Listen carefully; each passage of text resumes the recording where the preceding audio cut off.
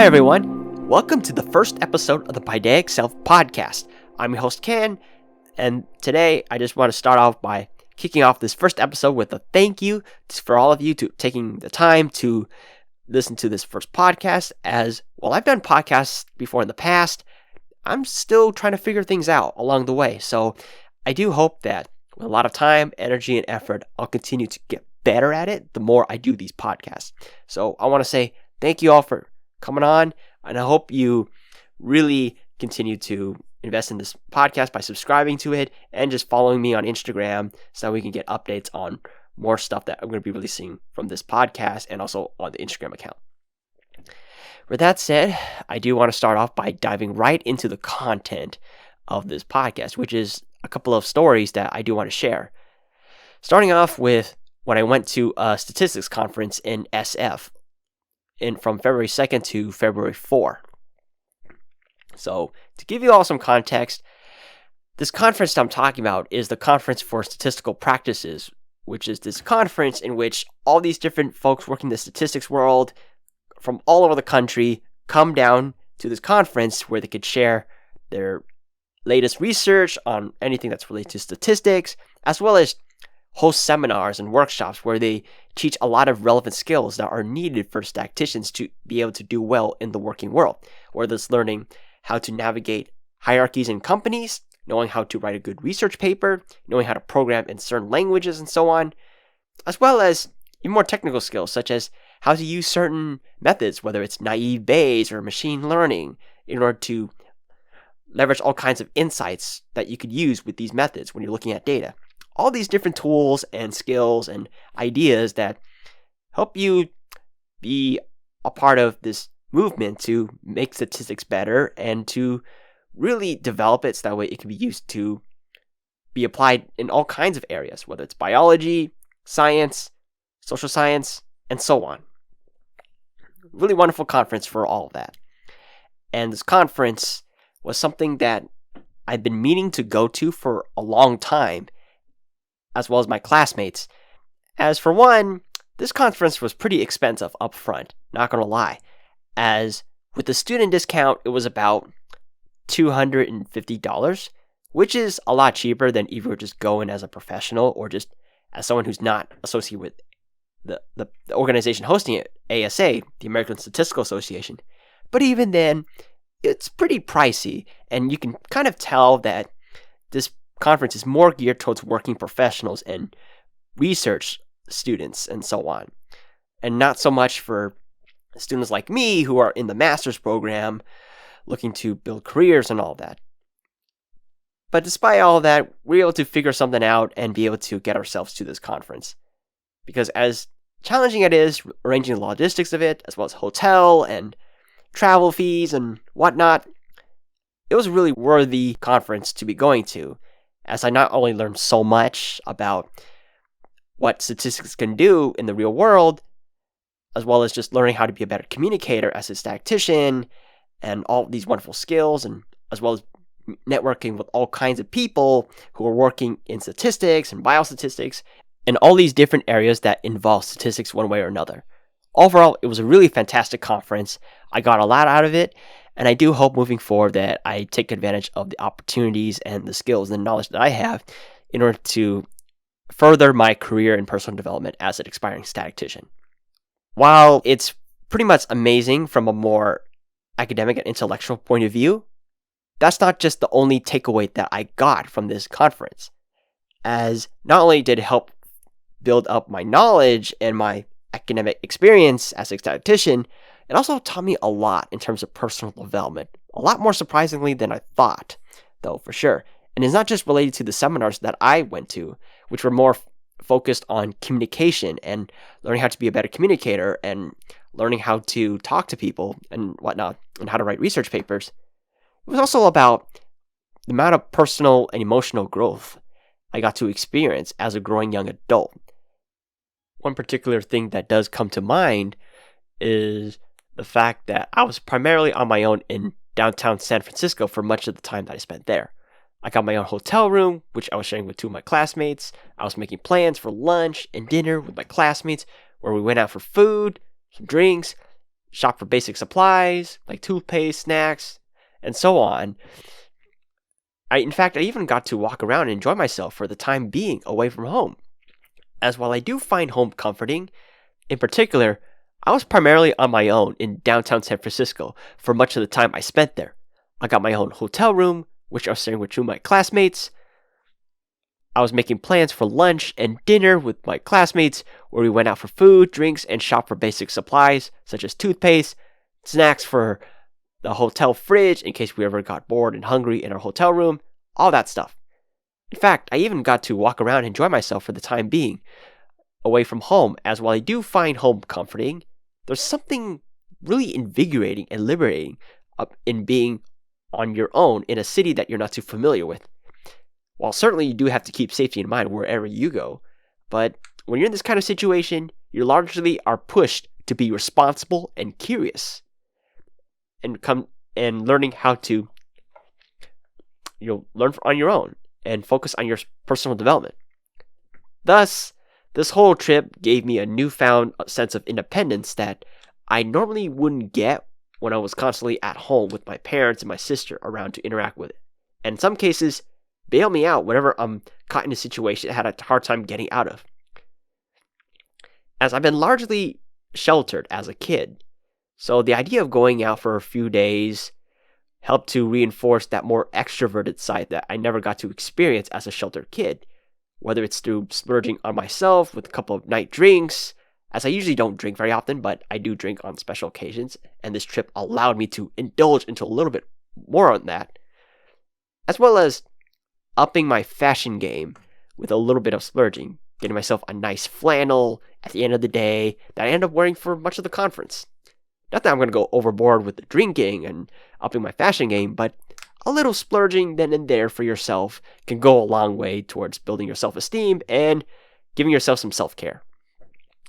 Anyway, this push towards independence and self-growth continued further when my roommates decided to check out and go home for the last day of the conference, thus leaving me alone in my hotel room for an extra day before I had to check out as well. In the past, I usually would get very anxious or depressed whenever I was alone because oftentimes, as a child, loneliness was forced upon me due to bullying. So loneliness had a very strong negative connotation with me from my own experience, as it would associate with me being unworthy of friendship, undesirable, being bad or stupid. A lot of these toxic things some bullies would project onto me that I used to internalize and tell myself. However, this time, I wasn't as disturbed by the idea of being by myself in this situation. And I remembered a part of me was confused as to why did I feel so disturbed about loneliness in this situation? And a large part, what made this situation so different than other situations where I was alone?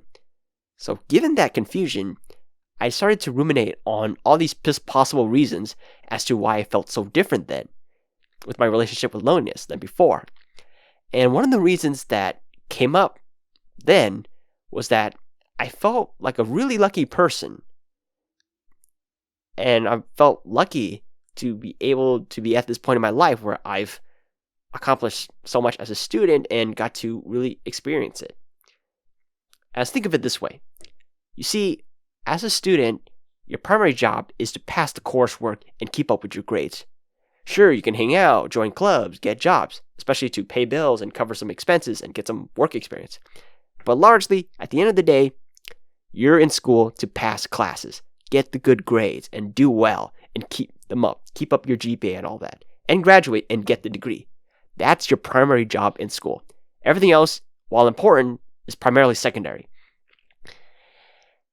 However, with all this extra stuff outside of class, it's still useful investing in them as it will benefit you in the long run in terms of your career and your personal development, as it makes you stand out more and allows you to learn all kinds of experiences and meet all kinds of people that allow you to have the experience and skills needed to navigate the workplace and get all kinds of experience with what you're learning, which were all things that I got to do in grad school, even if I didn't have to.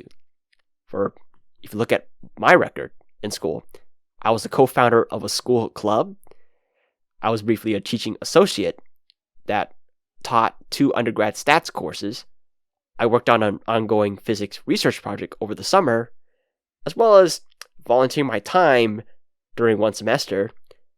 I got my first internship while in grad school, and most of all, I managed to make time for all these wonderful friendships with my classmates and friends. All of this on top of all this extra stuff I was doing outside of class, all while keeping my grades up, which is pretty impressive, despite a lot of the stress that I had to deal with, just trying to juggle all these things that I was doing on top of my personal life and mental health. So knowing that, whenever I would feel down on my luck at times, I would try to do my best to think back on what I've accomplished so far and how much I grew through these experiences. As these experiences taught me to socialize more, be a leader, be responsible, all these things that I would probably miss out on had I just stayed with my coursework and focused only on that, which, while it's understandable, would rob me of all these potential life-changing experiences, and thus the chance to go on such a conference in SF, the conference that I went to then, which only came about because of all this building up and work that I put into the club that I got to enjoy through the opportunity to be able to go to that conference. So while I may have been alone in that hotel room, I was alone as a young, growing adult with a lot of experience on my belt, an array of accomplishments to be proud of, a reminder that I'm worthy of the life I want and that I'm capable of so much more than what low expectations I had or other people might have set out for me. As even if people come in out of my life and experiences come to an end at some point, which is just a fact of life, I can always look for more of these things, or even better, make opportunities for those life-changing experiences myself. In other words, whatever you want for yourself, you can either find it, or when push comes to shove, make those opportunities yourself, which isn't always easy if you're used to keeping up with the status quo, whether it's imposed on you by the world or highly affected by how good you think you are. As sometimes I find that when people get nervous about taking on opportunities or taking a chance on themselves, whenever an opportunity presents itself, people might get nervous or hesitate because of this fear of making mistakes or wasting time on something that they might feel isn't worth it. We may think we're terrible at something, or condition ourselves to believe that when the opportunity we need comes up, we may hesitate or get nervous, ruminating on the what ifs of the situation and so on. And while we're continuously doing it, we'll realize that the more we hesitate too much on whether or not to do it, the more this opportunity starts to slip away from your grasp. And before you know it, the opportunity's gone and you may never even recover again. Or even if you do, it doesn't have the same impact as the first time this opportunity or whatever you're trying to go after came upon your lap. And I can attest to it, as one reason why this conference felt great was because several years ago, when I was a young, insecure community college student, I had the opportunity to travel to Los Angeles for a physics conference to present research that I did with some classmates that I worked with, and this physics professor I worked with as well. However, when the opportunity to go to this conference came, I started to cave into this fear that I couldn't go based on bad information about what my parents would tolerate, being a sheltered kid, as well as an underestimation of what I was capable of. I thought I was a really bad speaker, I thought I wouldn't be able to go, and I thought I wasn't smart enough to be able to do such a presentation. And while these fears are kind of reasonable, I would exaggerate so much that I ended up engineering all these different excuses that gave me a reason to not go. An excuse to not go. And given that, my classmates went to this conference without me and ended up actually doing a pretty good job at it. One of them won the award for Best Speaker. They got to stay in a hotel in LA, got to experience city life in LA, where they got to enjoy all kinds of good food there, and ride a plane back and forth from SF and LA. Stuff that I don't really get to do often in my own life. at that time. I mean, I have done trips like that, but mostly with family, which doesn't feel the same when you're doing it on your own or for something for yourself or something bigger than that. And the more I started hearing about what the classmates that worked with me on this physics project did, the more I heard about that, the more I realized how much I really blew off an incredibly good opportunity that I could have enjoyed myself. I could have went on myself. And I remembered not wanting to accept how much I caved into my own fears that time, that I deluded myself with this kind of fantasy of myself being at this conference with my classmates and all the good things that I would romanticize about, such as the good food, the hangouts, and all of that.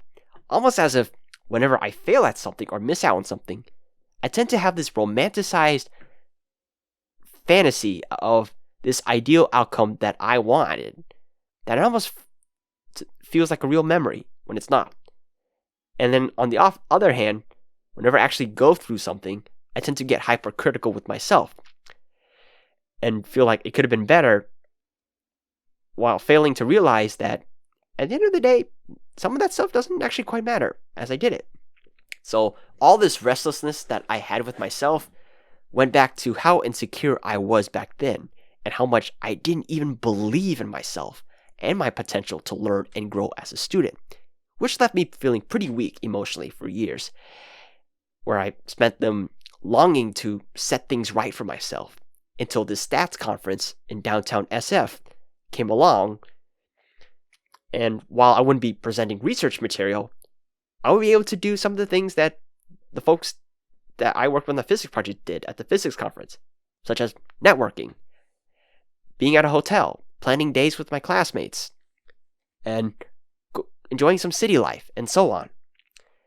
Many of which were the things that I wanted to do back then that I now got to do in this conference trip, which was a way for me to make up for missing out on that physics conference, as well as a reminder that I am capable of so much more than I think if I give myself the chance and self-confidence to express that potential.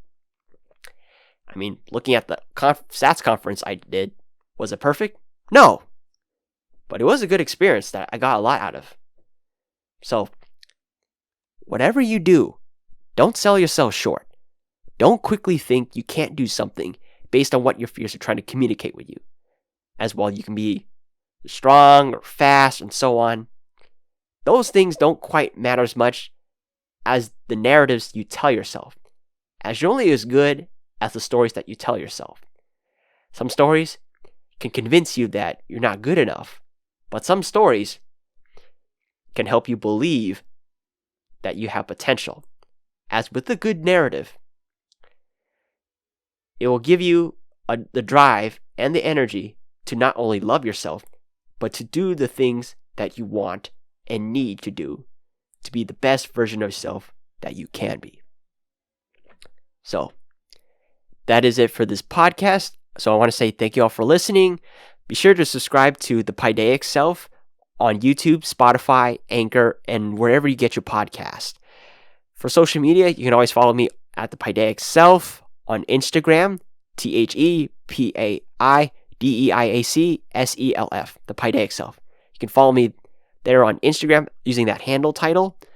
And if you want to get all my links in one go, on one hub, which not only includes the podcast links and the social media links, but also links to where I post my writings on medium.com, which you can find through my link tree in my Instagram bio, as well as the podcast description for this podcast. So check out those links there. Hope you all stay tuned for the next episode, which is definitely going to come out sometime in, let me take a good look at my calendar. So that would have to be June 10 of 2023, which is when the next episode is going to come out. So hope you all stay tuned for that. Follow me on social media if you want to follow up with me further. And most of all, thank you all for listening.